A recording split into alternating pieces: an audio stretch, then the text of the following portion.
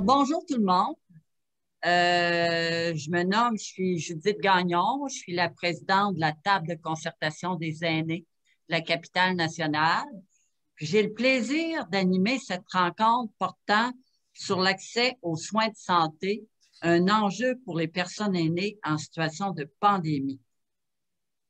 C'est à la demande de plusieurs personnes, plusieurs aînés qui nous appelaient, qui se questionnaient.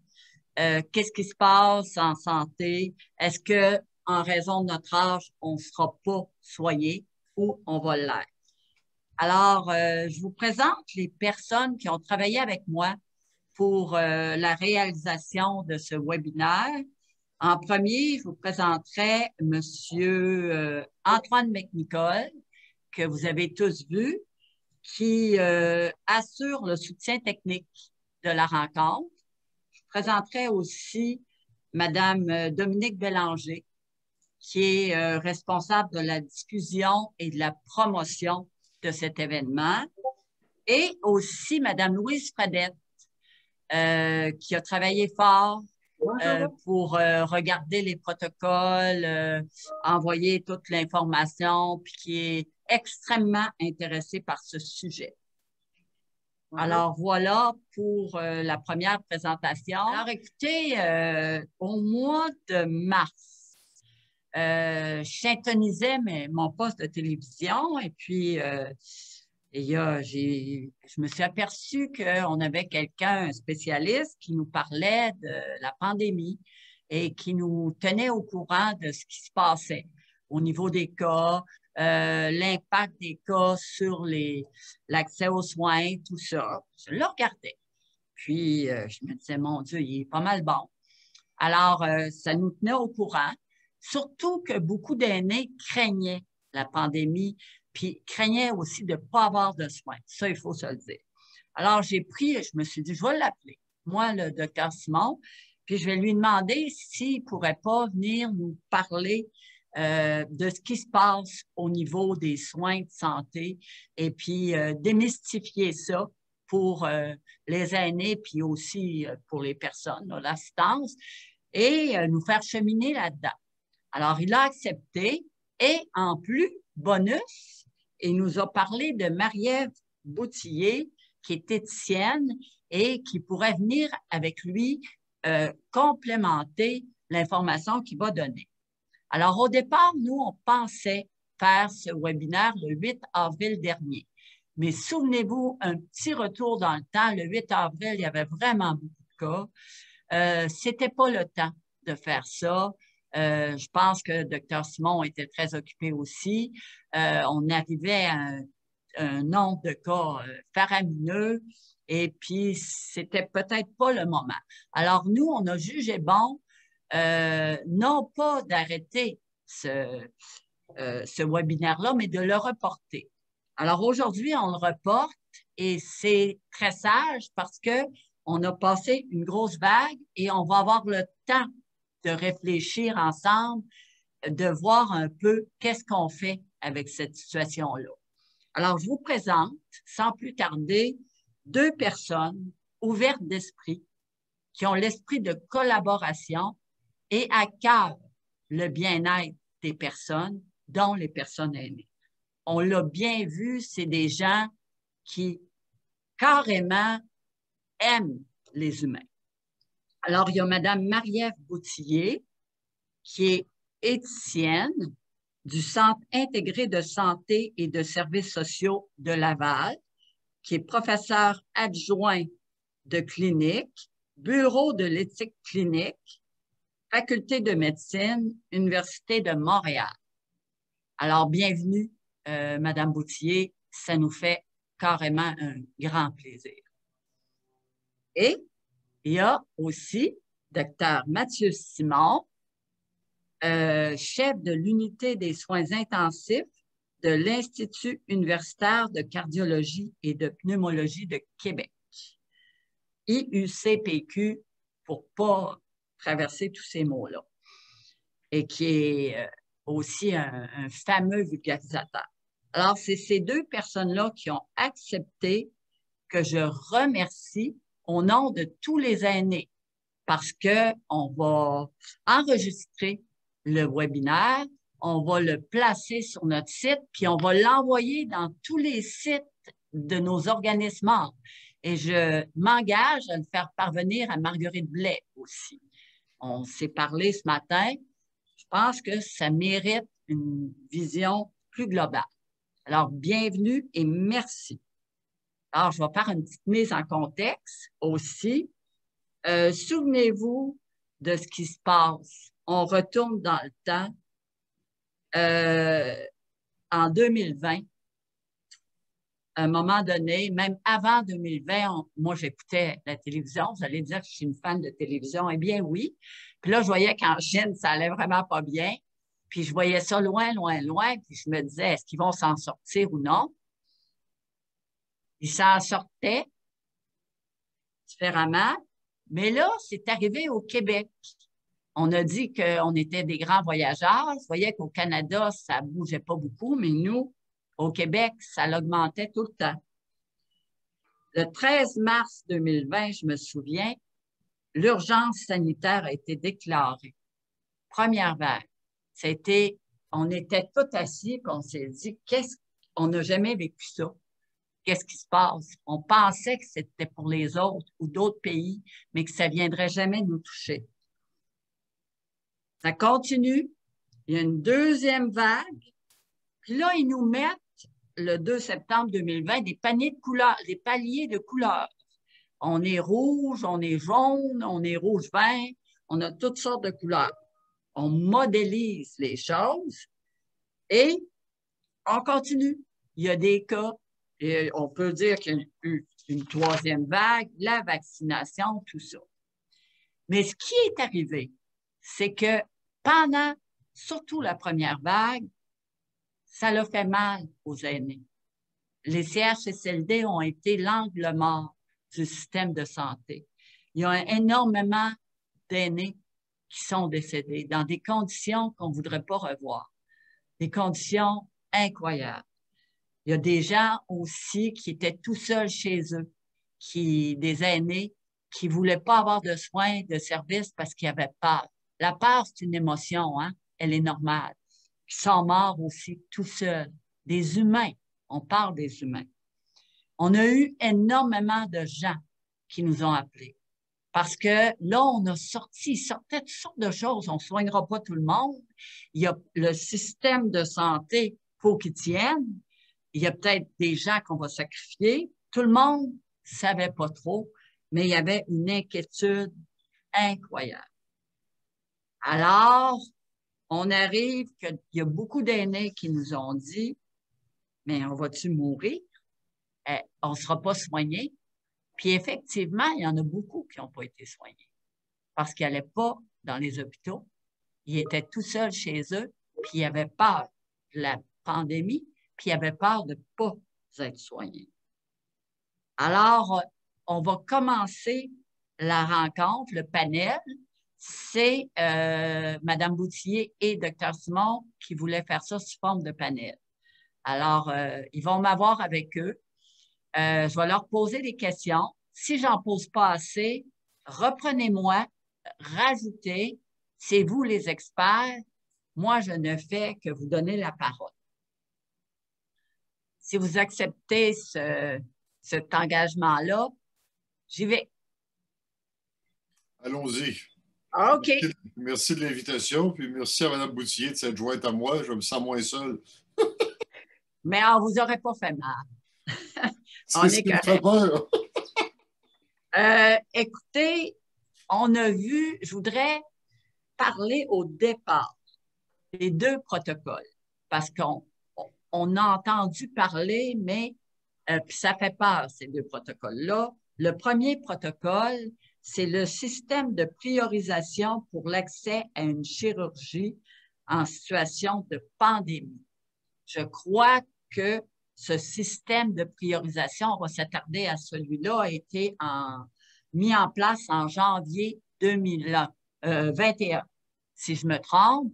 Et là, on a commencé à voir qu'il y a des gens qui n'avaient plus de chirurgie. Il y a des gens qui ne pouvaient pas être traités. Il y a eu beaucoup de personnes, même j'ai lu dans des revues de presse qu'il y a des cardiaques qui n'ont pas pu être soignés. Je ne sais pas si c'est parce qu'ils ne se rendaient pas au centre hospitalier ou qu'il n'y avait pas de soins, mais j'aimerais ça qu'on commence par parler de ce système de priorisation à une chirurgie en situation de pandémie. Vous allez répondre un ou l'autre, là, dépendamment là, de ce que vous souhaitez. Écoutez, pour le système de priorisation en cas de chirurgie, je pense, Maria, vous n'avez pas été impliquée dans l'écriture de ce protocole-là. Moi non plus, Au d'ailleurs. contraire, j'étais l'auteur principal. Je sais l'auteur principal, excusez-moi. Alors, ben, allez-y dans ce cas-là. Excusez-moi, je ne l'ai pas lu. L'auteur principal, on est, hey, est-ce qu'on n'est pas chanceux?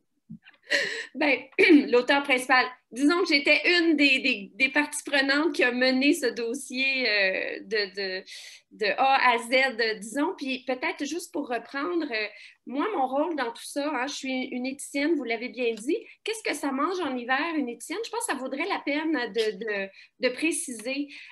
Les éthiciens ou les conseillers en éthique travaillent dans les établissements de santé depuis quelques années maintenant. C'est relativement nouveau. Puis, je vous dirais, ce que notre mission, hein, si je peux la résumer en une phrase, c'est d'humaniser les soins. Hein?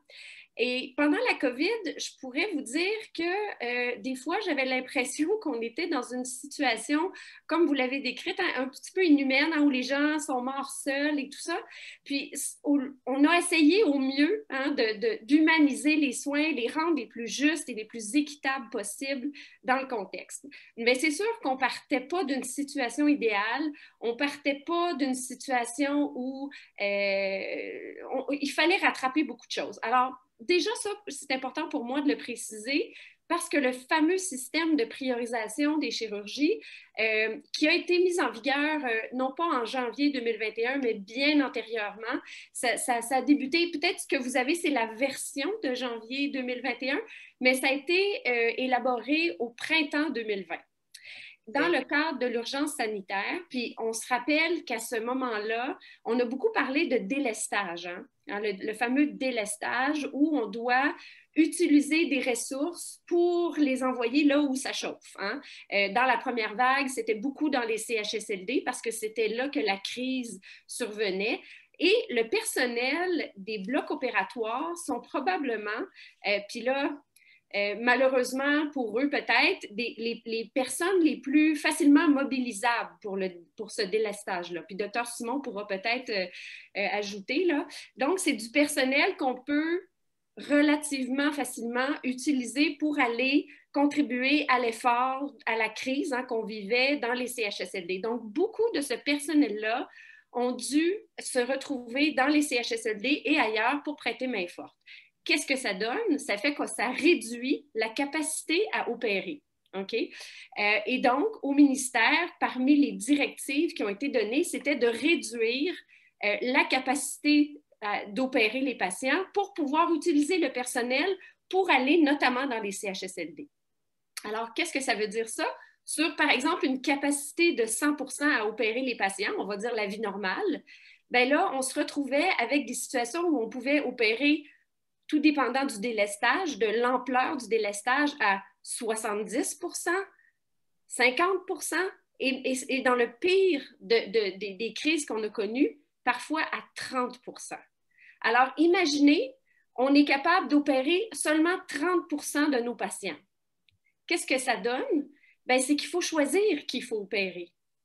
Hein, quand je vous disais humaniser les soins, là, ce n'était pas humaniser les soins, c'est comment on peut faire ces choix aussi tragiques que de choisir dans le 30% de capacité à opérer qu'on a actuellement, qui on va choisir.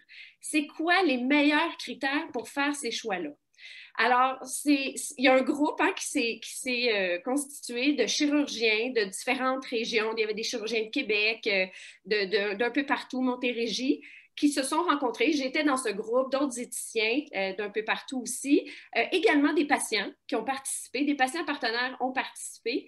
Puis, on a tenté d'établir des critères pour aider les chirurgiens dans les établissements à faire ces choix-là. Puis, on a vraiment voulu mettre dans ce document, donc ce qui a été pensé, là, juste en les grandes lignes, c'est qu'on a dit dans chacun des établissements, il va y avoir un comité local qui va devoir décider c'est qui la liste des patients prioritaires à opérer. Puis nous, ce qu'on a fait dans ce document-là, c'est de donner des critères pour aider à faire ces choix-là. Puis, évidemment, dans une situation où on peut opérer pas beaucoup de patients, bien, il faut regarder la vie de qui est en danger. Si on n'opère pas cette personne-là, par exemple, est-ce que la personne va avoir des séquelles pour le restant de sa vie? Donc, est-ce qu'elle va mourir? Est-ce qu'elle risque d'avoir des séquelles pour le restant de sa vie? Donc, il fallait trouver des critères scientifiques. Hein, c'était pas des critères, cette personne-là est plus fine. On n'était pas du tout dans ça. On était vraiment dans des critères scientifiquement valides pour nous dire qui sont les patients médicalement qui sont les plus urgents. Dans le 30 dans le 50 dans le 70 Évidemment, plus on a de la capacité, plus on peut choisir de patients. Mais dans le pire, où on avait seulement 30 de capacité, on a dû faire des choix. Les comités locaux ont dû faire vraiment des choix déchirants. Puis, peut-être, après ça, je pourrais peut-être laisser Dr Simon, là, parce que vous avez sûrement vécu ça dans votre établissement, hein, ce fameux comité du bloc opératoire qui devait faire les choix.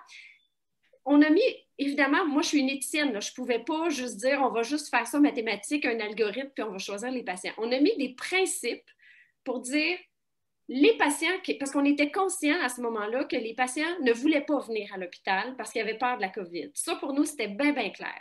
Donc, dans ce document-là, c'est écrit noir sur blanc que les chirurgiens doivent faire un suivi et doivent être rejoignables donc de garder un lien avec leurs patients pour pouvoir voir est-ce que leurs conditions changent, est-ce que le patient se dégrade, auquel cas la priorité de ce patient-là pourrait changer. Et aussi pour s'assurer qu'on ne perd pas personne là, dans la nature, hein, parce que c'est ça, les gens craignaient de venir à l'hôpital, puis aussi, on voulait être sûr que le lien pouvait continuer malgré le fait que la personne ne pouvait pas être opérée. Est-ce qu'il y a des moyens alternatifs hein, à la chirurgie en attendant? Est-ce qu'il y a des choses qu'on peut faire autre que la chirurgie pour tenter d'opérer ces patients-là. Donc, c'est vraiment le système de priorisation des chirurgies visait vraiment à établir ces critères pour choisir les patients les plus urgents à opérer, pour aider les comités à faire ces choix-là, les chirurgiens concernés. Moi, j'aurais une petite question, Mme Boutillier. Est-ce que vraiment les chirurgiens ils suivaient leur affaire? Est-ce qu'ils appelaient leurs clients? Bien, c'est sûr que... Non, mais dans la réalité, là, je dis oui. ça, parce que le concept est drôlement intéressant, mais est-ce qu'ils faisaient ça? Est-ce qu'ils appelaient « Bonjour, comment allez-vous? Est-ce que vous remplirez? » Je ne sais pas, moi, mais quelque chose comme... Moi, je sais qu'il y en a qui ont été en mesure de le faire. Hein. Des chirurgiens que j'ai côtoyés me disaient, ben moi, j'ai ma liste, puis je les appelle mes patients. Mais là, ça revient un peu au professionnalisme de chaque chirurgien. Hein. Nous, on a énoncé ça fortement. On voulait que ça soit écrit noir sur blanc, puis que ça devienne quelque chose à suivre. Mais après, hein, je ne peux pas prendre chaque chirurgien de la province puis les prendre par la main puis leur dire, avez-vous appelé vos patients? On propose, il dispose, hein, comme on dit. Alors, mais pour nous, c'était quelque chose qu'on voulait énoncer très, très, très clairement comme important. OK. Puis, bon, ben, je vais continuer sur... Monsieur Dr Simon, avez-vous quelque chose à dire sur ce protocole-là? J'ai toujours quelque chose à dire sur tout. Mais écoutez, c'est un très, très bon document. Marie-Ève, je m'excuse, je ne me souvenais plus que vous aviez travaillé là-dessus. On a travaillé sur le protocole d'attribution des ressources de soins intensifs et chirurgicales, pas vraiment, donc ça ne m'a pas laissé autant de mémoire. Écoutez, c'est un protocole où il ne faut pas voir une discrimination basée sur l'individu. C'est une discrimination basée sur l'urgence de la procédure. Par exemple, moi, je travaille dans un institut qui fait essentiellement 3 choses en chirurgie. On fait de la chirurgie cardiaque, on fait de la chirurgie de cancer du poumon et on fait de la chirurgie bariatrique. C'est chirurgie qu'on utilise pour faire maigrir des personnes qui sont excessivement obèses et puis chez qui la diète et l'exercice ne sont pas suffisants et qui viennent avec toutes sortes de complications, le diabète, l'immobilité et compagnie. Alors, la chirurgie cardiaque a été réduite à 30 % de sa capacité au cœur de la pandémie. Il n'y a pas une chirurgie urgente qui ne s'est pas faite. Peu importe l'âge, peu importe quelque autre déterminant du patient, c'était basé sur l'urgence de la situation. les chirurgies de cancer du poumon ont été réduites à 40 de leur capacité. Et là, les chirurgiens ont fait un exercice d'appeler leurs patients pour leur dire, bien, écoutez, votre cancer est plus petit, vous avez plus de temps devant vous, on a décidé de vous repousser un peu. On n'a pas repoussé les patients de 6 mois, on les a repoussés de quelques semaines tout au plus. Et la chirurgie bariatrique, qui est une chirurgie semi-élective, hein, ou élective tout court, elle a été coupée de 95 %. Puis c'est un peu ça qui s'est produit partout dans le réseau, c'est-à-dire que les patients qui étaient en attente d'une chirurgie pour la hanche, pour le genou, ont été beaucoup plus repoussés qu'un patient qui était en attente d'une transplantation, d'une chirurgie cardiaque ou quoi que ce soit de très urgent. Là où ça devient un peu vicieux pour une personne âgée, c'est qu'une chirurgie qui en apparence n'est pas très urgente, un genou, une hanche, quelque chose comme ça, bien, si elle est laissée en place chez une personne âgée, bien, ça peut faire la différence entre une autonomie à la maison ou du moins dans une ressource peu médiquée versus bien, je casse maison puis je m'en vais dans une résidence, dans un CHSLD parce que justement, bien, je suis plus capable de faire mes courses, je suis plus capable d'entretenir la maison, je suis plus capable de vaquer à mes activités de la vie domestique. Puis ça, manifestement, c'est extrêmement difficile à prendre en compte sur une base d'individus quand on écrit des protocoles qui ont pour but d'aiguiller sur des normes assez générales les décisions de la province. Mais les chirurgies orthopédiques, au même titre que les chirurgies bariatriques, ont été très lourdement hypothéquées parce qu'effectivement, comme Mme Bouthier le disait, le personnel du bloc opératoire, les médecins du bloc opératoire ont été redirigés à l'intérieur de l'hôpital vers des unités COVID ou à l'extérieur de l'hôpital vers des ressources de type CHSLD et autres. Donc, il faut comprendre qu'il y a à peu près 10 % du personnel de la santé qui s'est retiré des hôpitaux pendant la COVID. Puis 10, je suis peut-être très conservateur pour toutes sortes de raisons. Parce qu'ils avaient peur pour leur santé, parce qu'ils étaient effectivement malades, parce qu'ils se sont dit non, c'est inhumain ce que je vois là, puis je ne sais plus ce qui m'intéresse de faire dans la vie. Alors, on a eu à jouer avec une charge de travail immense qui était le COVID, avec une perte de capacité qui était liée à la COVID et à la désaffection du système. Et effectivement, il y a des personnes, âgées et non, qui ont des chirurgies qui n'étaient pas urgentes sur papier par elles-mêmes parce qu'elles ne menaçaient pas leur vie ou leur santé au sens très aigu du terme, mais qui vont avoir des conséquences. On a 140 000 chirurgies qui ont été repoussées pendant les 17-18 mois de la COVID. C'est très clair qu'il va y avoir des conséquences. Puis je pense qu'on va passer... C'est une blessure générationnelle qu'on a là. On va passer des années à récupérer de tout ça parce qu'on parle des personnes âgées aujourd'hui, mais il y a des personnes qui étaient sur la CSST, par exemple, qui étaient en attente d'une intervention, souvent orthopédique, pour retourner au travail. Bien là, si on a repoussé d'un an, un an et demi leur chirurgie, bien, vous comprenez qu'on est passé de quelqu'un qui était blessé à quelqu'un qui est devenu handicapé. Puis ça, peu importe l'âge que tu as, quand tu deviens handicapé, tu as réinséré dans la vie que tu souhaitais faire. Que tu aies 30 ans ou que tu en aies 70, ben c'est pas acceptable comme résultat sociétaire, mais il y a des choses pas acceptables qu'on a faites pour sauver les meubles sur d'autres aspects. Et c'est malheureusement le résultat d'une pandémie. Puis quand on parle d'une pandémie, là, c'est pas juste les personnes qui sont malades du COVID qui sont touchées, c'est toute la société. C'est toute la société, c'est une blessure sociétaire et c'est non pas seulement une maladie de quelques individus. On est conscient de ça, vraiment conscient de ça, là, docteur Simon. Mais je reviens un peu avec ce que vous dites. C'est sûr qu'il fallait faire un choix. C'est sûr que quand tu es pris dans une situation si difficile, il faut que tu navigues à travers ça. Mais je pourrais vous dire, vous l'avez probablement vu, qu'il y a des aînés qu'on a retrouvés après déconditionnés, qui étaient... C'est pas possible moi-même, là. J'en ai vu, puis j'avais de la misère à les reconnaître. Au début, il y avait une petite canne, puis là, il était rendu quasiment en chaise roulante ou en marchette. Mais parce que quand tu vieillis, les années, on dirait que c'est plus important pour ton corps, parce que ton corps est plus fragile, puis il se ramène pas vite à la normale. Mais ça enlève pas qu'il fallait faire quelque chose. Mais ça l'a touché la population aînée beaucoup à cause du fait qu'avec l'âge, ben, c'est plus difficile de revenir à une normalité. Il y a un autre facteur qu'on ne considère pas souvent, mais il y a eu une grande pudeur du système de santé à faire rentrer des gens à l'hôpital pour une procédure perçue comme élective ou semi-élective. Parce que, comme vous l'avez vu un peu partout, il y a eu des cas de contamination de patients pendant leur hospitalisation et la contamination de quelqu'un, par exemple, qui vient d'avoir une chirurgie. La mortalité est 25 fois celle de la chirurgie qui a vécu. Donc, par exemple, vous avez 70 ans, vous avez besoin de vous faire mettre une prothèse de hanche. La mortalité d'une prothèse de hanche à 70 ans, c'est probablement 0,5 %. Une personne sur 200 qui va en mourir. Vous le faites pendant un épisode COVID et vous attrapez le COVID pendant votre séjour à l'hôpital, parce que c'est quand même une semaine à l'hôpital, une prothèse de hanche. Ben, votre demi% de mortalité, il est rendu à 15 % de mortalité. Alors, qu'est-ce qui est le pire? Est-ce que c'est pire d'attendre quelques mois une chirurgie dans des conditions sanitaires qui sont plus favorables ou de prendre le risque? On a greffé des cœurs, nous autres, ici, et on a perdu un greffé cardiaque parce qu'il a attrapé le COVID, alors que la greffe cardiaque, la mortalité, généralement, c'est 2 %.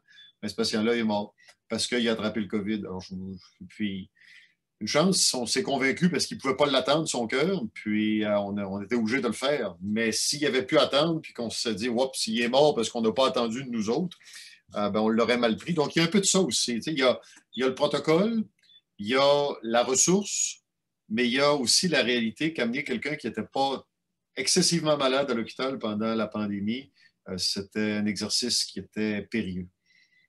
Non, je comprends. C'est intéressant que vous le partagiez là, à nos auditrices puis nos auditeurs, parce que des fois, quand on voit les faits, on ne sait pas tout l'envers de cette médaille-là. C'est parfait. Là. C'est même, ça va nous marquer aussi. On va avoir un jugement moins facile. Oui, Madame Bouthier. Quand tout à l'heure je parlais de choix tragiques, je pense que c'est important de se rappeler c'est quoi un choix tragique, hein? Puis là, bon, on a des images des tragédies grecques, là, Antigone. Ah oui. Et ceux qui connaissent le film Le choix de Sophie, hein, où la mère doit choisir entre livrer son fils ou sa fille, ben qu'est-ce que ça veut dire, ça? Ça veut dire qu'il n'y a aucun des choix qui est bon. Hein? Les deux choix, on est obligé de trancher hein, une chose au lieu de l'autre, mais on aurait choisi les deux. Hein? Finalement, on aurait choisi de ne pas faire ce choix-là, par exemple, idéalement, mais on est contraint de le faire. Donc, le choix, il devient tragique dans ce sens-là. Puis les exemples de Dr. Simon, ils sont excellents parce que ça montre que c'est pas quelque chose qu'on a fait de gaieté de cœur, puis on est conscient qu'en ayant choisi A, ben, il y avait B qui souffrait. Hein? Et puis ça, c'est pour moi les victimes invisibles peut-être de la pandémie parce qu'on a mis beaucoup l'accent sur la COVID, hein, puis beaucoup de ressources parce que ça nous interpellait, c'était une pandémie mondiale, mais il y a toutes ces victimes, ces collatérales plus invisibles qu'on va peut-être, on va récolter malheureusement les mauvais fruits là, de tout ça là, dans les prochaines années avec la surmortalité peut-être. Là. Je vois Dr. Simon qui veut réagir. Ouais, ben oui, c'est fun. Antigone, ça me rappelle des très, très bons souvenirs.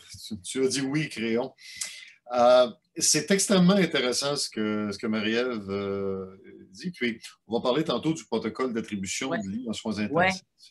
Mais les mauvais choix, là, les choix tragiques dont on parle, nous, à la table des soins intensifs à laquelle Marie-Ève a été participante à plusieurs reprises, on s'est dit qu'on triait de façon favorable les patients COVID.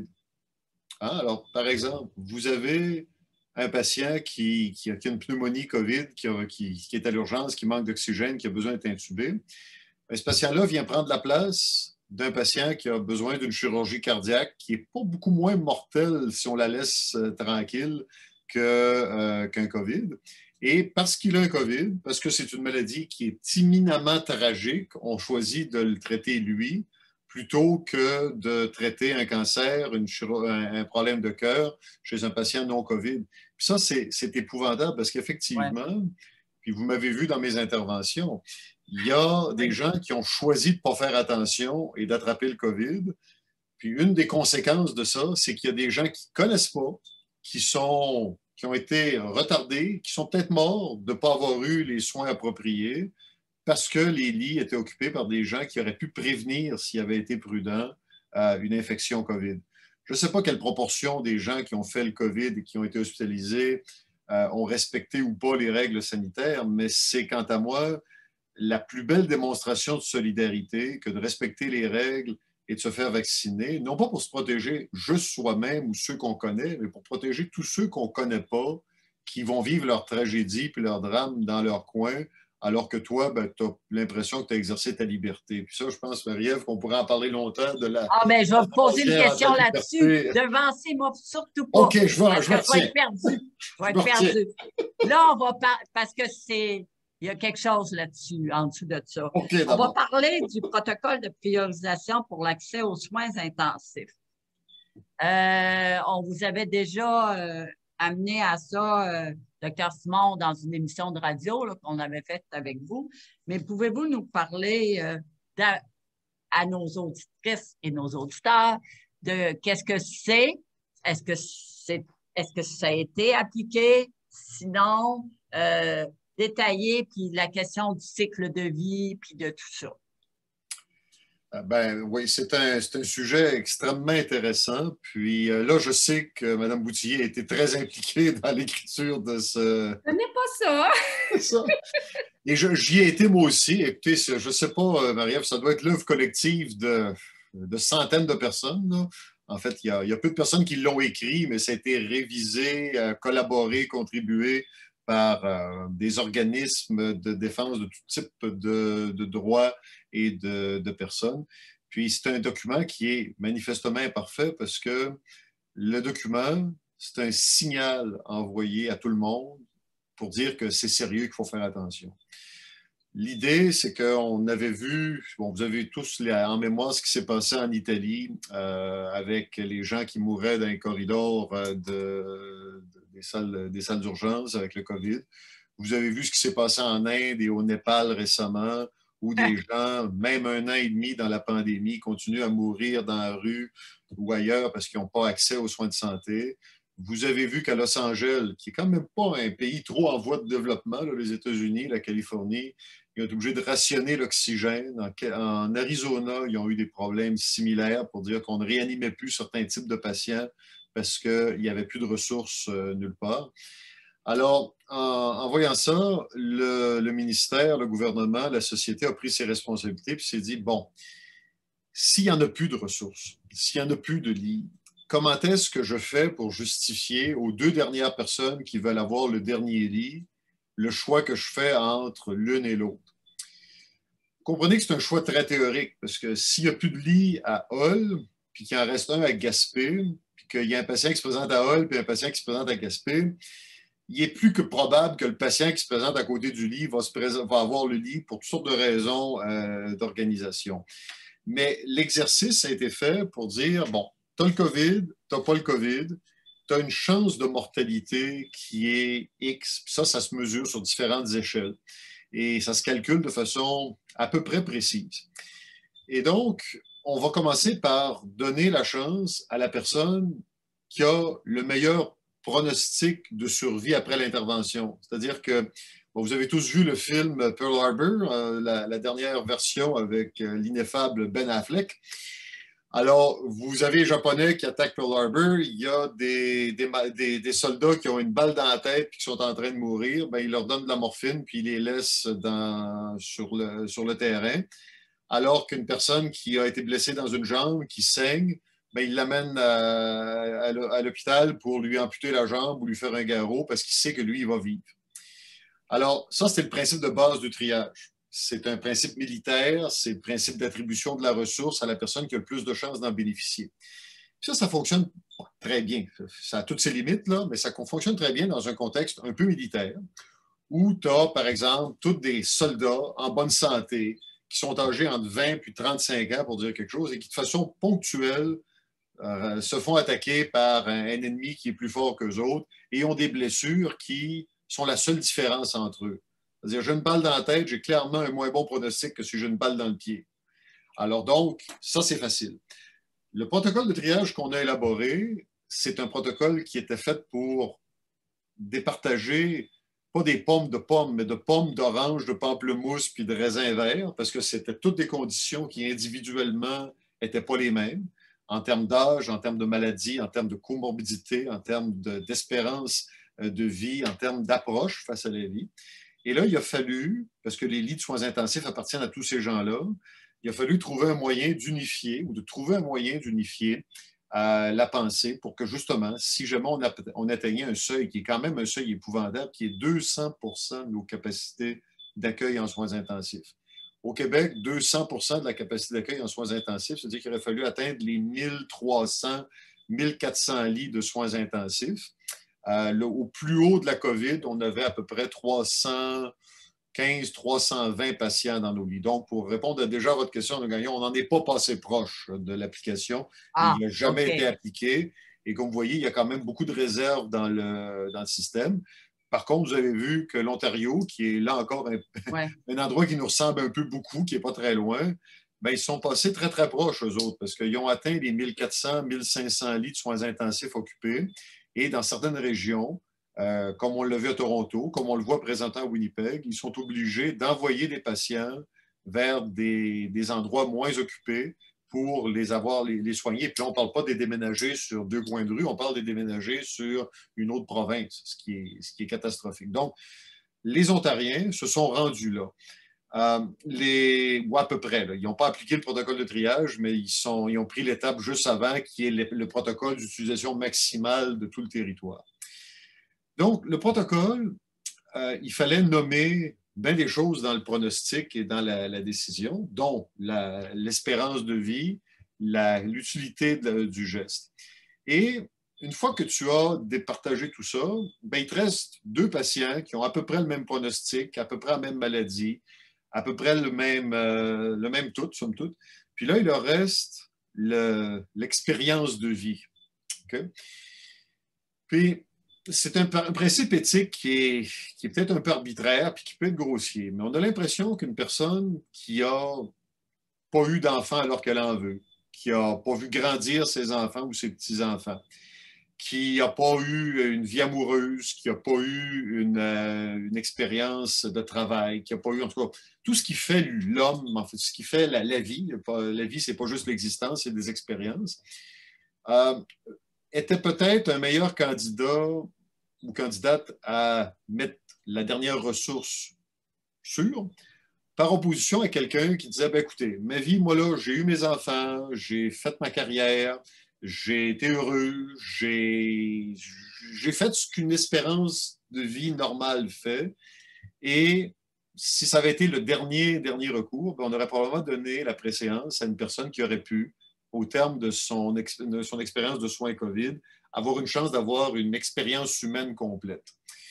Comprenez que ça devient très philosophique, hein, puis que ça se discute bien dans un salon de thé, mais que devant un individu, c'est extrêmement difficile. Puis la majorité des auteurs et des participants à nos différentes formations se sont dit, si on est rendu là, il est plus probable qu'on va recourir à la dernière disposition du protocole d'attribution, qui est un tirage au sort. Ah! Parce qu'en fin de compte, qui est-ce que je suis, moi? Parce que moi, j'ai mes valeurs. Moi, j'ai décidé de ne pas me reproduire. J'ai des volontés particulières pour la vie, ce qui fait que mon expérience de vie, celle que je veux vivre, est probablement très différente de la vôtre ou de celle de Marie-Ève ou de qui que ce soit d'autre qui participe aujourd'hui. Donc, qui est-ce que je suis, moi, pour imposer, ni plus ni moins, mes valeurs ou ma perception de l'expérience de vie sur une personne que je ne connais pas? Le protocole devait être administré par 3 individus différents, généralement un médecin de soins intensifs, un autre médecin habitué à la prise en charge du COVID et une personne qui avait une formation éthique, un administrateur, un éthicien, une ressource qui était plus calée dans ces directives-là. Puis ça aurait été une décision exécutoire à 2 de 3 si on ne peut pas atteindre le consensus. Pour faire une longue histoire courte, ce protocole-là nous a fait énormément réfléchir. Quand il a été présenté à ma table de soins intensifs, les intensivistes de la province se sont dit, ça n'a pas de sens, on va Oh. traiter du monde dans les garde-robes avant d'appliquer un protocole comme celui-là, parce que autant au point de vue moral qu'au point de vue humain, même au point de vue médico-légal, on se disait, est-ce qu'on peut vraiment appliquer ce protocole-là? Puis la beauté du protocole, c'était de nous faire réfléchir et ça a été de nous convaincre qu'il fallait déployer tous les efforts possibles pour éviter de se rendre là. Et si on avait eu à se rendre là, il aurait été inacceptable qu'on ne puisse pas justifier à qui que ce soit à qui on décide de ne pas donner tous les soins qu'il aurait autrement reçus, qu'on l'ait fait uniquement sur la gueule, puis sans une amorce de réflexion, aussi imparfaite soit-elle. Puis dans ces domaines-là, il n'y a rien qui est parfait, malheureusement. Marie-Ève, j'en ai dit beaucoup. Dites-en plus, s'il vous plaît.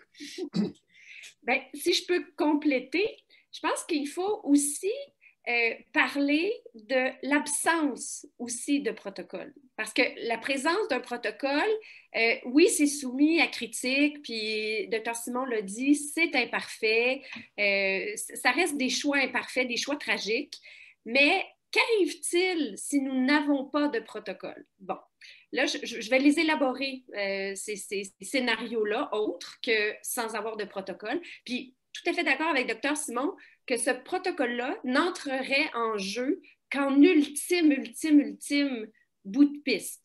Imaginons, là, on va essayer de faire voler l'avion tant qu'on est capable, mais une fois que l'avion s'est écrasé au sol, on n'a plus le choix. C'est vraiment qu'on est acculé au pied du mur que ce genre de protocole-là entre. Donc, c'est vraiment un protocole de catastrophe, un protocole d'urgence ultime. Alors, il faut vraiment le voir comme ça. Ce n'est pas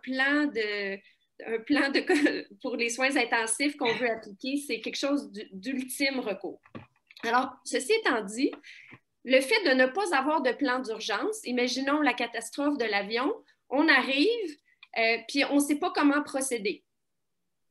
Ah, déjà, ça, c'est quand même, on peut se poser la question, est-ce qu'on a fait nos devoirs? Première affaire, est-ce que là, on pourrait se retrouver dans une situation premier arrivé, premier servi? Premier arrivé, premier servi, qu'est-ce que ça veut dire? Bien, ceux qui sont les plus chanceux d'être arrivés avant, ceux qui sont les plus débrouillards pour s'être trouvé une place. En Inde, on entendait des histoires, là, ceux qui étaient capables d'avoir des pots de vin, puis qui connaissaient un. Puis là, alors, c'est ça, là, c'est la loi du plus fort. Le premier arrivé, premier servi, c'est la loi du plus fort, puis c'est au plus fort la poche. Donc, ça, c'est un des scénarios possibles où l'autre des scénarios possibles que je verrais, que j'envisagerais mal, mais au Liban, j'ai entendu ces histoires-là, fermer la porte de l'hôpital, puis il n'y a plus de place, puis c'est fini. Puis là, ça se passe sur le portique, là. Non, mais il faut le nommer parce que le fait de ne pas avoir de plan fait que ça crée des situations qui sont plus chaotique. Donc, premier arrivé, premier servi, on ferme la porte, il n'y a plus personne qui peut rentrer. Puis, je peux vous raconter l'histoire de New York. New York, c'est un peu... Puis New York, c'est pas le tiers-monde, là. C'est à côté de chez nous.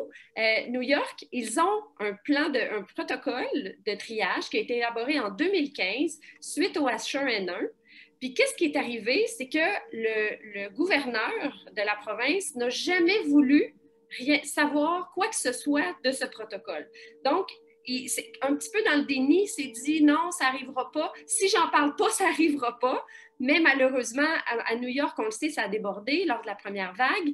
Et ce qui est arrivé, c'est qu'on a des récits de nos collègues éthiciens à New York qui racontent avoir fait des consultations en éthique, exemple à l'urgence, où on a 3 équipes de réanimation, mais on a 5 patients. Puis il faut choisir. Sur le pas. Ouais. Donc, c'est ça aussi, là. Donc, ne pas avoir de plan veut dire premier arrivé, premier servi ou réagir dans l'action, faire de notre mieux en sachant pas trop quelles seront les conséquences. Alors, d'avoir des critères planifiés à l'avance, connus de tous, standardisés, ça nous permet, puis standardiser, c'est important. Dans ce qu'on appelle un code orange, qui est comme un plan d'urgence, l'espèce de plan, l'avion qui a tombé, puis qu'on doit arriver, c'est très codifié, hein? Qui fait quoi, comment, dans quel ordre. C'est ça le protocole de triage. C'était vraiment que si on en arrive là, tout le monde sait quoi faire, tout le monde sait comment le faire, sur quelle base prendre les décisions, puis ça amène de l'ordre dans ce qui pourrait devenir un énorme désordre et qui crée, à mon avis, beaucoup plus de conséquences dramatiques que d'avoir un plan qui va essayer de réduire les méfaits possibles. Je ne pense pas qu'il faut avoir un plan idéal avec ça. Hein. On ne change pas le monde avec un plan comme ça. Comme le dit Dr Simon, on est vraiment dans une catastrophe de guerre. On essaie de sauver le plus de vies, mais il faut être humble avec ce qu'on peut faire avec ça, là. Bien, je vous écoute, là, puis ce que ça me dit, là, puis je veux confronter ça avec vous, c'est que c'est mieux d'avoir une certaine organisation. Déjà, parce que si tu n'en as pas, tu vas faire n'importe quoi, puis c'est là que peut-être les affaires les pires peuvent se passer, comme vous citiez, là, certains endroits, puis qu'on peut voir mourir le monde à la porte de l'hôpital parce qu'il est barré. Je veux dire, je l'ai traduit peut-être grossièrement, mais c'est mieux d'avoir déjà une pensée organisée pour éviter tout ça. C'est bien ça que vous nous dites. Je ne sais pas si vous vous souvenez des scènes extrêmement disgracieuses qu'on avait vues dans les médias lors de la vaccination pour le H1N1 en 2014-2015. La population était convaincue que si son enfant n'avait pas le vaccin, qu'il allait en mourir. Et on a vu des gens se battre dans des files d'attente au pied de CLSC ou de centres de vaccination. Alors imaginez, ça c'est pour un vaccin pour traiter une maladie que tu es à risque de prendre, mais pas plus que ça, et qui a très faible risque de mourir. C'était plutôt, tu arrives avec ton père, ton frère, ton fils, qui est en train de mourir, puis que là, on dit, ben écoute, désolé, tu es arrivé 5 minutes trop tard. J'ai l'impression que les esprits vont s'échauffer un peu, puis ça fait que c'est tout le système qui s'écroule. Parce que c'est pas vrai que, bon, lui, on l'a rejeté, c'est fini. Ben non. Là, le feu prend dans l'hôpital, il y a de la violence, il y a de la désorganisation civile, il y a une perte de confiance en l'institution. Puis c'est pas juste la personne qu'on a décidé de ne pas traiter qui meurt, c'en est beaucoup d'autres par des voies de conséquences qui sont immenses. Le pire effet d'une pandémie sur la mortalité, c'est pas tant la maladie elle-même, c'est la désorganisation sociale. Ah, vous touchez un point fort intéressant qui va nous amener à une réflexion là-dessus, là. C'est ça, les deux, c'est ça qui ressort, là. C'est un élément là, qui ressort. Mais moi, pas par curiosité, mais par grand intérêt, Dr Simon, aux soins intensifs, quand les gens se retrouvaient là, est-ce que les aînés qui s'y retrouvaient, ils guérissaient ou est-ce qu'ils mouraient plus que les autres? C'était quoi, là, j'aimerais ça là, au bénéfice de tout le monde, parce que moi, ça a beaucoup été mon interrogation. Est-ce qu'on les mettait là, puis ils n'auraient pas dû parce qu'ils achevaient leur vie sur la Terre, ou ils s'en sortaient? C'est très intéressant là, comme question. Bon, avant le COVID, on avait déjà des statistiques qui nous montraient, parce que c'est bien sûr un système de santé, ça se questionne beaucoup sur son utilité, sur où mettre les ressources, comment mieux traiter les gens. Et vous voyez, quand on avait une personne de 80 ans et plus qui se retrouvait sous respirateur artificiel pour quelque pneumonie que ce soit, le taux de mortalité atteignait les 45 à 50 %. Oh, Alors que pour une personne de 50 ans, pour dire quelque chose, ce taux de mortalité-là est plus de l'ordre de 15 %. Pendant le COVID, les personnes de plus de 80 ans qui ont survécu à une intubation aux soins intensifs au Québec, ça se compte sur les doigts d'une main. oh, On s'est rendu compte que l'âge et l'obésité étaient les deux principaux facteurs de risque pour décéder de la COVID. Et il y a effectivement énormément de personnes très obèses qui ont eu le même pronostic qu'une personne âgée, et même pire parfois. Alors, bon, est-ce que c'est à dire que quelqu'un de 80 ans aujourd'hui qui a un COVID, je ne l'intuberai pas? La réponse est non. non. J'essaierai quand même, mais j'aurai une façon de parler de ça à la personne en question, si je peux lui parler, et à ses proches, si je ne peux pas, et même si je le peux, en leur disant, bien, écoutez, on va essayer, mais il faut avoir des attentes qui sont acceptables. Au Québec, on a un système de soins intensifs qui fonctionne très bien. La mortalité globale pour les personnes qui se sont retrouvées aux soins intensifs à cause de la COVID oscille entre 14 et 20 %, dépendamment de l'hôpital dans lequel vous étiez. Et ça, c'est probablement 15 à 20 % mieux qu'aux États-Unis ou qu'ailleurs au Canada. Alors donc, on a un système de soins intensifs qui fonctionne très bien. Et la question est, elle peut être vicieuse, est-ce que c'est parce qu'on est meilleur à donner des soins intensifs ou est-ce que c'est parce qu'on sélectionne mieux les patients?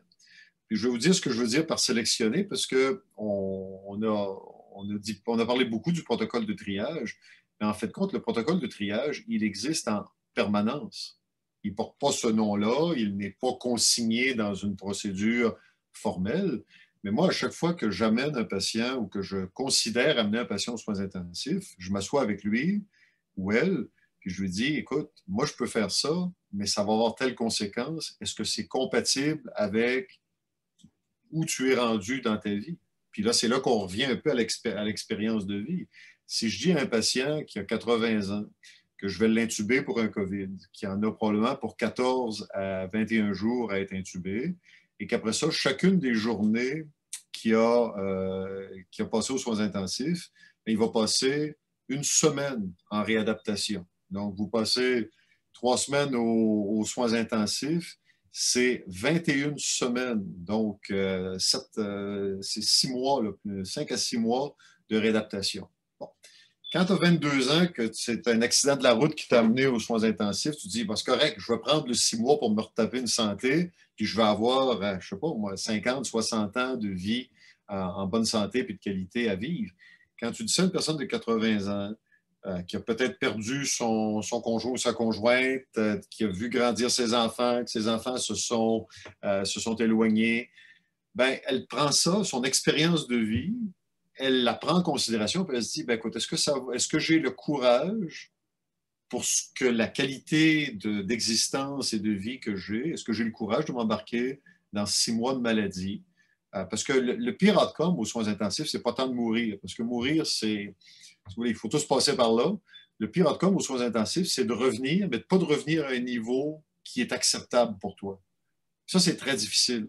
Très difficile d'anticiper ça. C'est là un peu que le protocole de triage est allé mettre en chiffres, puis en mots, tout le processus qu'on fait individuellement avec chacun de nos patients avant de l'amener dans un setup de soins intensifs, parce que le système de santé n'est plus là pour ramener des zombies, puis ramener des trophées de chasse. Tu sais, hey, j'ai réussi à ramener un patient après 175 jours de ventilation. Wow! C'est un record.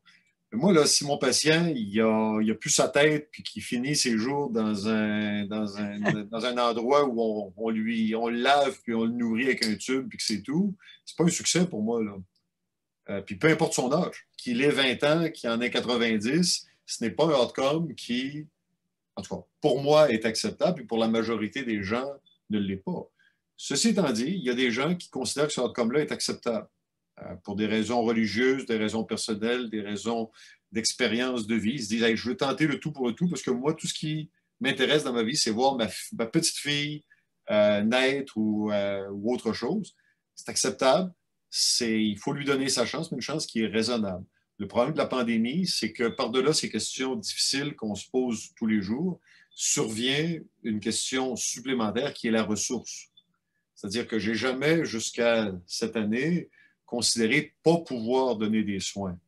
J'ai considéré ne pas donner des soins parce que la personne n'en avait pas besoin, n'en bénéficierait pas ou n'en voulait pas, mais jamais parce que je n'avais pas le lit, le personnel ou le médicament même nécessaire pour lui donner ses soins. Puis ça, c'est ça qui a été très troublant et c'est ce qui a rendu nécessaire un protocole formel, le manque de ressources et non pas des questions qu'on ne se posait pas. Là, on n'est pas tombé des nues quand on a écrit le protocole. On s'est juste dit, est-ce qu'on peut s'entendre sur les questions qu'on se pose et comment est-ce qu'on les hiérarchise, là, lesquelles sont plus importantes, lesquelles le sont moins.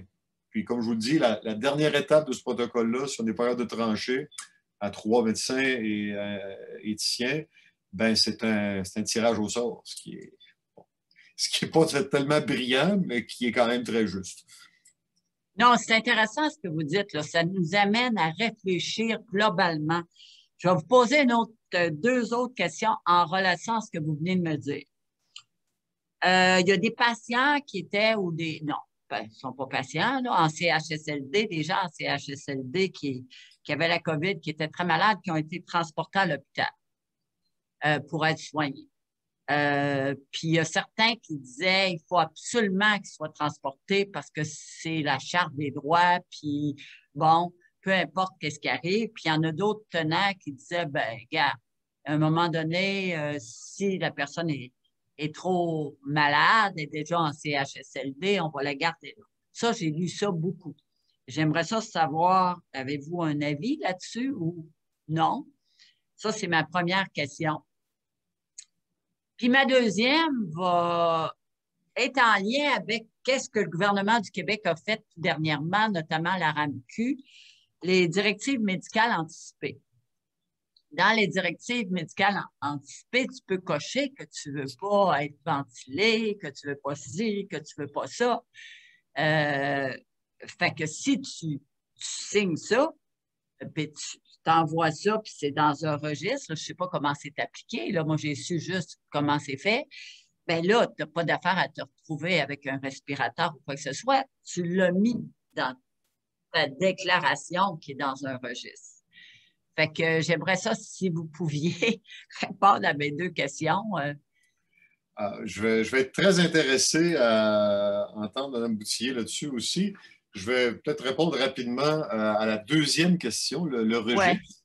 C'est intéressant. C'est un outil qui a été développé, un outil électronique qui est très imparfait, ceci étant dit, mais qui est quand même un bon pas, où quelqu'un peut effectivement décider de consigner sur un registre électronique qui est donc disponible en tout temps à tout le monde, des directives anticipées sur le niveau, les objectifs de soins. C'est-à-dire, est-ce qu'il veut être réanimé, est-ce qu'il veut être amené aux soins intensifs, est-ce qu'il y a des limitations à ce qu'il souhaiterait avoir comme soins.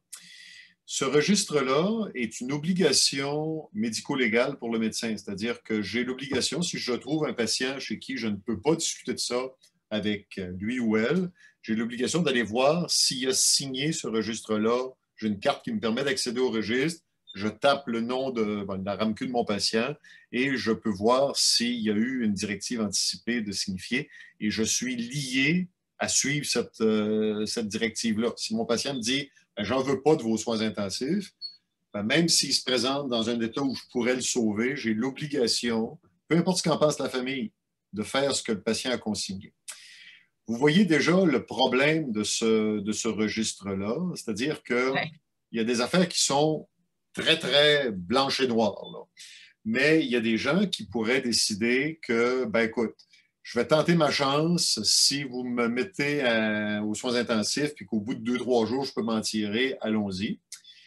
Il y a des gens qui vont dire, je veux rien savoir parce que là, ils ont eu une mauvaise journée cette journée-là, puis ils sont dans un état qui fait que ça ne marche pas, mais que dans 6 mois, quand ils vont faire l'événement qui va l'amener ici, ben là, ils se disent, wow, minute, là, moi, je ne sais pas, ma fille m'a dit qu'elle était enceinte, je me suis retrouvé un compagnon de vie, peu importe, je voudrais changer mon idée. Donc, si tu n'as pas changé ton idée sur le registre et tu arrives inconscient à l'hôpital, ben, il y a un délai puis un problème potentiel.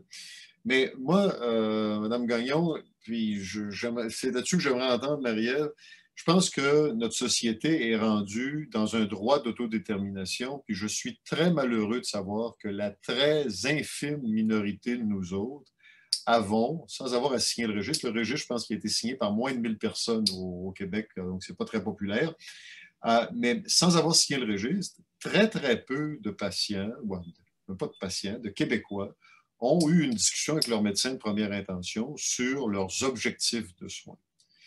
Là, on parle de registre en cas d'inaptitude, on parle de registre en cas d'inconscience, de directives avancées, mais combien de fois vous avez abordé avec votre médecin de famille les objectifs de soins?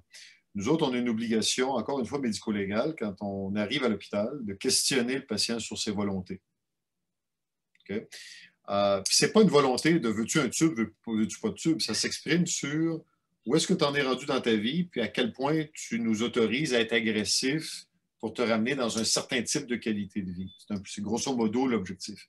Mais ça, vous comprenez que si je rencontre le patient à l'urgence dans une situation catastrophique où on a quelques minutes pour procéder, c'est pas bien brillant parce que n'importe quelle personne qui tombe à l'eau entourée de requins va vouloir la prendre la flotte qu'on va lui lancer. problème, c'est que la flotte, des fois, chez nous, elle est lestée de plomb, puis on coule juste plus vite, là, puis on coule pas dans des bonnes circonstances. Alors donc, moi, je pense qu'il faut, comme pour le protocole d'attribution, il faut regarder ce registre-là comme une opportunité de discuter avec ses proches, avec l'aide de ses soignants, de se dire, écoute, si moi, il m'arrive un problème, qu'est-ce que je veux vraiment? C'est un peu comme le don d'organes, mais à l'inverse. Puis je trouve qu'on est malheureusement très en retard là-dessus et on part un grand chantier à la grandeur du Québec qui a été accéléré par la COVID pour que justement les personnes qui sont en CHSLD et qui, eux, ont l'impression qu'ils ont terminé leur expérience de vie ou qui sont même plus capables de penser qu'ils ont terminé leur expérience de vie puis que la famille pense, elle, que l'expérience de vie est malheureusement derrière eux, mais qu'ils puissent ne pas se retrouver à l'hôpital, pas juste à cause de la COVID, mais à cause de n'importe quelle maladie qui pourrait survenir de façon intercurrente. Puis vous savez, venir mourir à l'hôpital, c'est pas bon. C'est généralement déshumanisant, c'est inapproprié.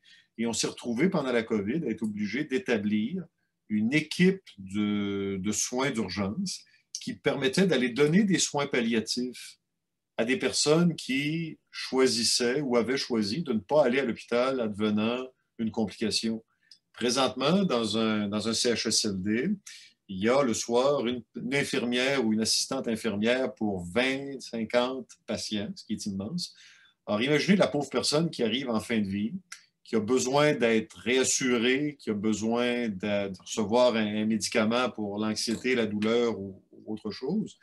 Bien, c'est sûr qu'elle ne peut pas le recevoir de façon qualitative, puisque si l'infirmière qui est toute seule pour 25 patients se dédie à ce patient-là, bien, il y en a un autre qui va tomber, il y en a un autre qui n'aura pas son repas, il y en a un autre qui... Alouette. Donc, ça demande une réflexion sociétaire sur qu'est-ce qu'on veut comme ressources dans un CHSLD. Est-ce que c'est correct de juste avoir un gardiennage nursing avec des ratios épouvantables? Ou est-ce qu'on veut que les personnes qui choisissent d'aller en CHSLD ou que les personnes qui ne choisissent pas mais se retrouvent là parce que c'est la dernière ressource, mais qui aient droit à des soins de qualité, des soins de dignité, même s'ils ont choisi de ne pas avoir un transfert sur l'hôpital? Je ne veux pas que tu ailles sur l'hôpital pour recevoir de la morphine. C'est inapproprié. Et puis, c'est pas inapproprié de la perspective de l'hôpital. On est là pour ça aussi. Mais c'est inapproprié de la perspective de l'humain qui va se faire sortir du monde avec lequel il était pour aller mourir avec des étrangers dans un hôpital qu'il ne connaît pas. C'est un débat qui est très actuel, hein? Ouais. Puis la place des CHSLD, puis la place des soins, il y en a suffisamment. Avant, il y avait tout enlevé les infirmières. Puis là, ils se rendent compte que juste des préposés, ça n'a peut-être pas tellement d'allure, puis tout ça, mais c'est un gros débat social aussi, de voir qu'est-ce qu'on fait avec les personnes. Marie-Ève pourrait élaborer là-dessus, je suis sûr, mais on a commencé à voir le système de santé dans le cadre de la pandémie comme un continuum. C'est-à-dire que, quant à moi, les CHSLD qui sont sur mon territoire sont des satellites de mon hôpital, puis moi, je suis un satellite du CHSLD. Il y a un continuum, puis tu ne devrais pas recevoir des soins foncièrement. On ne fera pas des chirurgiens à cœur ouvert en CHSLD, là, mais en dehors des endroits où tu as besoin d'une technologie spécifique, on devrait recevoir des soins de qualité équivalente, peu importe où est-ce que tu es dans le réseau, du moins pour des soins de première nécessité. Marie-Ève, je ne sais pas ce que vous pensez de ça. Ben, moi, c'est dur de rajouter des choses. J'abonde parfaitement dans le même sens. Pour ce qui est des directives médicales anticipées, il y a quelque chose d'une bonne idée là-dedans, mais le côté imparfait, moi aussi, me dérange. Moi, ce qui me dérange dans les directives médicales anticipées, c'est l'idée de l'autodétermination suprême, comme si, comme individu, on n'a pas de lien avec personne, on n'a pas de lien avec notre docteur pour parler de notre maladie, puis on décide tout seul entre deux parties de hockey, peut-être 3-4 bières, qu'on ne va pas accepter puis refuser telle affaire. Ça, moi, ça me dérange parce que je pense qu'une vraie bonne discussion sur nos soins, c'est avec le médecin qui nous connaît, qui connaît notre condition de santé, nos proches qui vont pouvoir être là quand nous, on ne sera plus capable de s'exprimer. Ça, pour moi, c'est l'idéal. Pas une feuille remplie puis qu'on peut consulter. Puis c'est vrai que le pouvoir de cette feuille-là, il est immense. Puis, il y a des confusions aussi qui sont induites par cette feuille-là. Puis, j'étais contente d'entendre Dr. Simon. Comment c'est fait? Hein? Il y a les soins, il y a effectivement la ventilation, la dialyse, l'alimentation, bon, tout ça. Puis, ça dit « je consens » ou « je refuse ». Ouais. Quand la personne dit « je refuse », la limitation des soins pose certains problèmes qu'a évoqué Dr. Simon. Mais si le patient dit « je consens », et que c'est inapproprié de le faire, le médecin est-il obligé de le faire? Et certains médecins vont se sentir interpellés, vont voir le « je consens » comme « je l'exige ». Puis là, ça peut aussi amener une certaine forme d'acharnement thérapeutique ou des soins futiles finalement, où on va faire des choses qui ne sont pas... Alors là aussi, je pense qu'il y a un piège. Hein? Donc, c'est « je consens »,« je refuse »,« je consens » dans la mesure où c'est approprié de m'offrir ce soin-là. Alors, pour moi, là, il y a là vraiment comme... il peut y avoir de la confusion autour de cet élément-là. Le fait aussi qu'on peut choisir ça tout seul, d'en avoir parlé jamais à personne, puis de même pas savoir quelle sera la condition dans laquelle je vais me retrouver le jour où je remplis cette feuille-là. Alors, je trouve qu'il y a beaucoup de pièges autour de ça. C'était, comme je disais, oui, une bonne idée de mettre ce dialogue-là au sein de la population, mais dans la manière de l'opérationnaliser, je pense qu'il y a encore des améliorations qu'on pourrait apporter. Fait que ça, c'est pour les directives médicales anticipées. Donc, moi, je préfère beaucoup ce qu'on appelle les niveaux de soins, hein, ou ce que Dr. Simon a appelé les objectifs de soins, avec idéalement notre médecin de famille, si on en a un, puis avec qui on peut avoir ces discussions-là d'avance. Comme ça, le jour où on arrive à l'urgence, ben, c'est colligé déjà, on a eu le temps de planifier ça.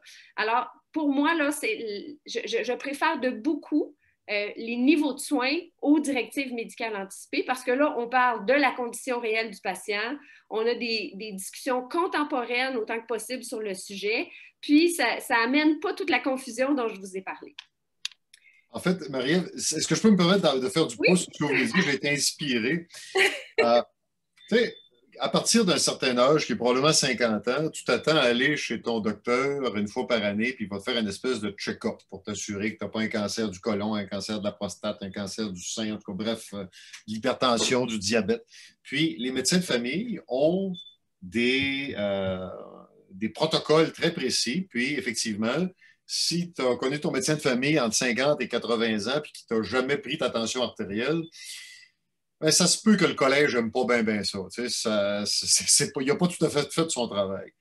Moi, je pense, là, Mme Gagnon, que vous devriez faire un lobbying pour que soit ajouté aux règles de l'examen annuel que les médecins... On veut bien avoir on veut avoir un médecin de famille pour tout le monde au Québec.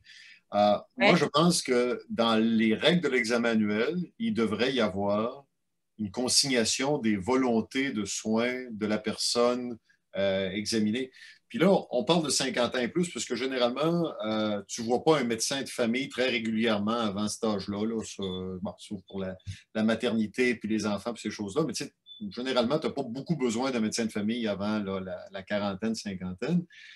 Mais je pense que ça devrait être le cas de n'importe qui est vu par un médecin de famille. Ce n'est pas juste une affaire de vieux, cette affaire-là. Non. C'est une affaire de société, puis on parle d'autodétermination. Tu as le droit de choisir ton genre par lequel on veut t'appeler, tu as le choix de choisir ta religion, tu as le choix de choisir ton sexe apparent. Puis on ne prend même pas le temps de s'intéresser à son niveau de soins. Tu sais, je veux dire, tu lis avec plus de détails le contrat d'achat de ta thermopompe que ton niveau de soins, qui est pourtant une décision qui est importante pour toi, mais qui est tellement dramatique pour la famille et ceux qui t'entourent. Puis on a vu des choses complètement folles autour de la COVID, parce que le drame, c'est que la COVID, c'est une maladie, on a l'impression que c'est une maladie sociétaire, puis tu as été malade parce que la société n'a pas réussi à te protéger. Alors, on a eu du braquage de la part de certaines familles qui disaient, ben, regarde, là, c'est de la faute de la société, ben, vous allez le dialyser, mon grand-père de 103 ans, qui est en CHSLD depuis 20 ans, puis à qui on n'a pas réussi à parler depuis 10 ans. Je caricaturise un peu, là, mais tu sais, il y a comme une espèce, dans l'urgence, quand on parle de niveau de soins, puis le COVID, ça a été l'extrême de l'extrême, il y a une série de décisions malheureuses qui peuvent se prendre. Et comme Marie-Ève le dit, la personne qui en paye le prix, c'est la personne qu'on soigne ou qu'on ne soigne pas, dépendamment, là, mais plus souvent qu'on soigne. Marie-Ève, reprenez, je vous ai interrompu, mais j'étais trop inspiré. Ben, moi, je vote en tout cas pour cette option d'ajouter les discussions de niveau de soins dans les protocoles. Effectivement, ça serait fabuleux. Puis, juste pour vous dire, certaines études là, sur cette question-là des niveaux de soins fait, pas fait, puis ça dit que les médecins attendent que les patients en parlent, puis les patients attendent que les médecins en parlent. Ah, Alors, OK, OK. Mais est-ce que ça peut être le Collège des médecins qui régule ça ou le gouvernement? Parce que j'ai déjà rencontré Maurice Godreau, là. Je l'ai fait venir à Québec à un moment donné. Fait qu'est-ce que lui, Collège des médecins, ça pourrait être là-dedans ou il faut que j'aille voir M. Dubé? Moi, je pense qu'avec ce qu'on a appris de la pandémie, avec les mouvances qu'il y a dans la société au choix individuel, mais au choix individuel éclairé, disons que la pomme est mûre là, pour aborder ce genre de réflexion-là. Puis je verrais mal comment est-ce que qui que ce soit s'y opposerait. Quand tu regardes ça, il n'y a pas, à part le temps que ça prend, mais ça fait partie du travail, ben, il n'y a pas de bonne raison de ne pas aborder ça. Bon, il y a peut-être certaines clientèles qui ne sont pas capables de discuter de ces choses-là pour toutes sortes de raisons, des conditions psychiatriques sévères, des conditions d'inaptitude, où ce genre de discussion-là devrait se faire d'une autre façon. Mais je pense que la très grande majorité de nous autres, c'est une excellente... Puis, vous savez, on parle souvent de la distance entre ma profession puis le public, hein, parce qu'on dit souvent que les médecins sont un peu à côté de la société puis la regardent de haut. Ben, moi, je pense qu'une discussion comme celle-là, aussi fondamentale, vient justement complètement ancrer Ouais, la relation entre le médecin et son patient, parce que là, tu ouais. soignes plus juste son diabète, sa haute pression, sa prostate ou autre chose. Tu te L'humain. préoccupes de la volonté de l'humain qui est devant toi, puis tu t'occuperas de la prostate après ça si elle peut t'aider à te rendre à l'objectif que ton patient vient d'établir. Non, je comprends, mais vous êtes tous les deux des génies. C'est tellement intéressant. Moi, ça m'amène d'autres idées aussi, là. Pouvez-vous me Puis signer d'autres. un papier? Non, mais non, je ne signe Non, pas. OK. Je signe pas. Mais écoutez, Mais non, je parle d'un on papier pour arrive. attester que je suis un génie. Là. Je ne veux pas Ah, vous ben faire oui, mais signer. là, ça va être juste de moi, mais je vais terminer un peu. Je vois Antoine qui vient. Euh, je pense, vous allez me dire si on est dans les patates ou quoi, ça mériterait un débat de société, tout ça. Euh, Parce que même ce matin encore, je disais qu'il faut utiliser tout ce qui s'est passé dans la pandémie pour aller plus loin, puis regarder qu'est-ce qu'on a vécu, puis comment on ne le vivra pas, puis comment on peut changer des choses pour améliorer. Je vous ai écouté tous les deux, et puis c'est un peu ça que vous me dites. Vous nous ramenez toujours ça. Ça prend un débat de société. C'est un enjeu majeur, la santé. C'est un gros enjeu. Puis il faut revenir là-dessus, puis il ne faut pas perdre de vue ce qu'on a vécu, puis l'humain, le taux de détermination, tous ces aspects-là. Moi, j'ai noté aussi le lien du médecin avec son patient, parce que si tu y parles juste de sa prostate ou d'une autre chose, ben, il n'y a pas un grand lien. Mais s'il se parle comme humain, ça peut être drôlement plus fort. Les liens, c'est très important. Mais vous êtes d'accord avec moi que ça prend ça. On n'est pas pour s'arrêter puis dire qu'on n'a rien vécu puis que ça ne donnera rien. Vous êtes d'accord avec ça? Absolument. Puis il faut faire très attention parce que très clairement, il va y avoir, ne serait-ce que pour désamorcer la situation, il va y avoir une commission d'enquête ou un débat public quelconque. Il va falloir faire bien attention de ne pas faire porter les conclusions sur ce qu'on va faire lors de la prochaine pandémie. Il faut faire porter le débat sur ce qu'on peut faire pour la vie de tous les jours, inspiré de ce que la pandémie nous a montré. Parce qu'il se peut, puis je l'espère, qu'aucun d'entre nous ne revoie une pandémie comme celle-là. Et ça serait une grave erreur de ne pas tirer des leçons pour le quotidien non pandémique de ce qu'on a vécu, parce que notre système a été mis sous haute pression. On a vu où est-ce que ça craquait. Il faut réparer ces craques-là, pas seulement pour faire face au COVID-36, mais faire face à monsieur, madame, tout le monde demain matin. Je l'ai noté. J'ai pris sur Parfait. mon papier. Je l'ai noté pour bien comprendre. Puis, dernière question, le vaccin. Il y a des gens qu'on voit qui refusent de se faire vacciner de tout âge. J'aimerais ça que vous lanciez un message là, aux personnes. Moi, j'ai beau le lancer, mais je ne suis pas je suis pas très compétente dans tout ça. Mais c'est quoi, là, pourquoi se faire vacciner, là? J'aimerais ça que vous en parliez un petit peu. Voulez-vous l'aborder d'un point de vue sociétaire, Mme Boutier? Ben, peut-être je peux commencer, puis après on pourra aller sur toutes les bonnes raisons aussi médicales hein, pour se faire vacciner. Ben, on l'a un peu évoqué un petit peu plus tôt dans notre conversation. Oui, mais j'aimerais ça qu'on... Oui, qu'on recogne sur ce clou-là. En Oui, fait, on se fait pas juste vacciner pour nous-mêmes, mais on se fait vacciner pour tout le monde. S'il y a une affaire qui marche juste quand on est en gang, c'est bien la vaccination. Puis oui, ça reste un consentement individuel, mais comme société, je pense qu'on a un certain devoir pour se sortir de cette pandémie, ne serait-ce que pour des raisons de solidarité, d'aller vers un vaccin. Puis j'ai envie de poser la question à ceux qui sont sceptiques ou qui ont... j'aimerais mieux comprendre les raisons derrière. Hein? Est-ce que c'est la peur? Est-ce que c'est le scepticisme? Est-ce que c'est... puis j'aimerais comprendre aussi qu'est-ce qu'il y a à... Qu'est-ce qu'il y a à perdre? Hein? C'est un si petit geste. On ne demande pas, encore une fois, une opération à cœur ouvert. C'est un petit geste, mais individuel qui nous permet de sortir collectivement d'une crise. Hein? Alors, je pense que je peux juste aller dans ce sens-là, puis de remiser sur la solidarité dont on a bien besoin. merci. On a besoin autant de solidarité que du vaccin, puis le vaccin, c'est l'incarnation de la solidarité. Il n'y a aucune raison médicale de ne pas prendre le vaccin, aucune. Et peu importe le vaccin, même l'AstraZeneca. Et il y a, quant à moi, les gens qui refusent de se faire vacciner nous imposent un passeport vaccinal inversé. C'est-à-dire qu'on pourrait se dire, bon, écoute, tu as reçu tes 2 doses de vaccin, tu peux aller faire à peu près ce que tu veux, on va faire un festival d'été pour toi, puis on va garder les portes fermées à ceux qui n'ont pas leur passeport. Là, les gens disent, ça brime ma liberté.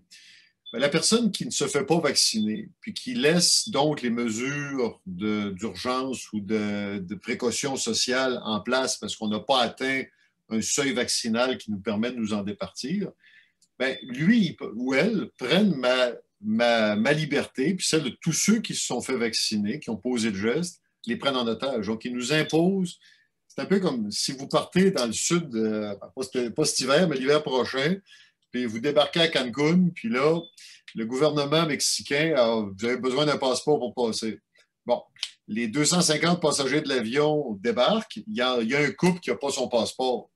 Vous ne vous attendez pas à ce que tout l'avion rembarque pour Québec ou Montréal parce qu'il y en a 2 qui ont décidé, eux autres, que le passeport, ce n'était pas important. Bien là, c'est ce qu'ils font, ces gens-là qui ne se font pas vacciner, c'est qu'ils condamnent l'ensemble de l'avion à ne pas franchir la douane parce que eux autres ont décidé d'exercer une certaine forme de liberté. Puis effectivement, Marie-Ève, je n'ai pas la réponse à vos questions. Pourquoi on fait ça? Je pense qu'il y a un paquet de motivations ou de pas motivation.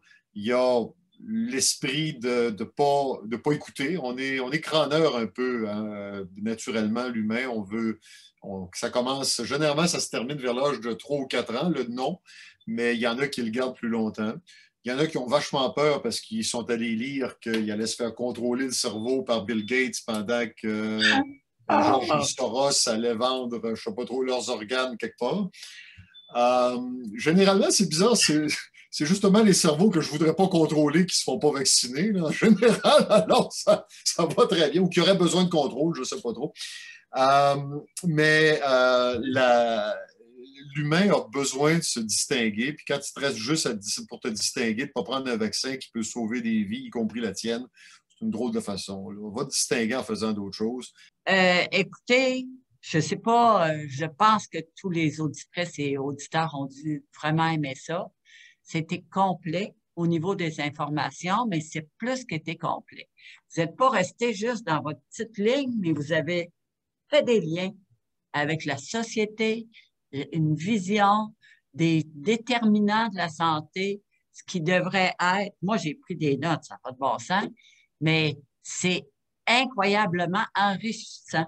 Qu'est-ce qu'on a vécu? À partir de notre réflexion sur l'accès des soins de santé, ça a fait push, puis là, on a fait des liens sur d'autres choses et c'est ça qui est intéressant. Je vous souligne à vous et aux autres personnes, c'est ce qui est intéressant dans les débats, dans les partages d'informations, parce qu'on part d'une idée, puis ça se ramifie, et puis c'est là qu'on peut inventer puis changer les choses. Ça, vraiment, là, c'était exceptionnel. Vous avez été de très bonnes personnes pour nous. Je voudrais aussi profiter de l'occasion pour vous inviter, et je vais en parler aussi aux auditrices et aux auditeurs. Québec, la Ville de Québec, en 2022, consacre le mois de mai aux aînés. Il va y avoir une panoplie d'activités artistiques de tout genre, dans la globalité de la vie, et la table de concertation, puis l'autre organisme auquel je suis, on a droit à 2 rencontres dans le cadre de ce mois de mai qui va être drôlement intéressant. Alors, à la table de concertation, on a choisi de parler des enjeux au niveau des aînés. Différents enjeux, dont celui de la santé et différentes choses. Et on a une journée complète pour ce faire, où on va inviter des aînés, même des pas aînés, à venir parler puis à considérer tout ça. On va vraiment là, appliquer ça pour amener un débat, ce qui va nous avancer beaucoup, parce que ce qu'on peut penser n'est pas nécessairement tout, hein? On est limité dans nos affaires. Fait que je vous inviterais, Madame Bouthier puis Dr. Simon, à cette activité-là, si vous voulez, parce que vous êtes des très bons communicateurs, puis pas juste ça, vous avez fait référence à un paquet de choses. Vous n'êtes pas resté dans votre petit chemin. Et puis, on serait vraiment honoré de vous avoir là, pour ce qui concerne l'enjeu santé. Fait que je voulais pas oublier ça. Puis je voulais dire aux personnes qui ont écouté, ça va être le mois de mai 2022. Il faut s'y préparer parce que ça va être comme un aboutissement pour l'ensemble des plans d'action gouvernementaux touchant les aînés, différentes affaires. Fait qu'il faut pas manquer notre shot parce qu'elle ne repassera pas avant X temps. Puis peut-être qu'on va être tanné dans ces temps-là de faire quelque chose. Fait que un gros merci à vous, nos 2 panélistes qui sont extraordinaires. Puis un merci à Antoine, à Dominique, à Louise, qui ont très bien fait ça. Franchement, on est super bons. Puis aux auditrices et aux auditeurs qui sont très bien aussi, qui sont restés dans l'ordre puis qui ont pris le temps de bien faire les choses. Alors, merci beaucoup, beaucoup, beaucoup. J'en profite pour vous remercier aussi, Mme Gagnon, puis à tous les gens de l'exécutif de la QDR, puis à ceux qui ont écouté ce panel. Merci beaucoup à Mme Bouthier qui m'a permis d'enrichir énormément ma pratique au cours des 18 derniers mois, parce que souvent, Victor Hugo, encore une fois, disait que l'homme traversait une forêt sans avoir les arbres. Ben, j'ai commencé à identifier les arbres. Alors, merci, Marie-Ève, je sais un peu plus où est-ce que je m'en vais. Écoutez, merci pour l'invitation. Dans la mesure où mon agenda me le permet, puis vous pourrez me communiquer la date le plus tôt possible, je vais accepter avec plaisir, parce que je crois sincèrement, vous savez, dans la société, avant d'aller en pandémie, puis depuis ce temps-là, on parlait beaucoup de toutes sortes de droits, de minorités, d'expression, de l'individualité et compagnie. Puis c'est correct, il faut faire de la place à beaucoup de courants de pensée, peut-être pas tous, là, les complotistes m'énervent un peu, mais à part ça, ça va. Mais vous savez, défendre la cause des aînés, là, c'est pas défendre la cause des aînés, c'est défendre la cause de tout le monde, parce que la très grande majorité d'entre nous vont devenir des aînés un jour. Et je pense que parler de la cause des aînés, c'est tout à fait approprié, comme parler de la cause de l'enfant. Puis, on devrait parler de la cause de l'humain en général. Puis, je pense que Ouais. Mme Boutillé est pas mal mieux équipée que moi pour parler de la cause de l'humain, puisque c'est sa cause à elle. Moi, je m'occupe des extrémités de l'humain. Elle s'occupe de la globalité. Merci beaucoup. Moi aussi, je vous remercie. Puis, Madame Gagnon, vous avez été une maître de cérémonie extraordinaire. Vous nous avez animés à travers toutes ces belles réflexions. Alors, merci à tous. Merci aux auditeurs aussi. Puis, ben, à la prochaine. Mais à Québec, c'est beau, hein? Ben, c'est très beau, je vous le dis, là. Et on serait tellement en de vous savoir.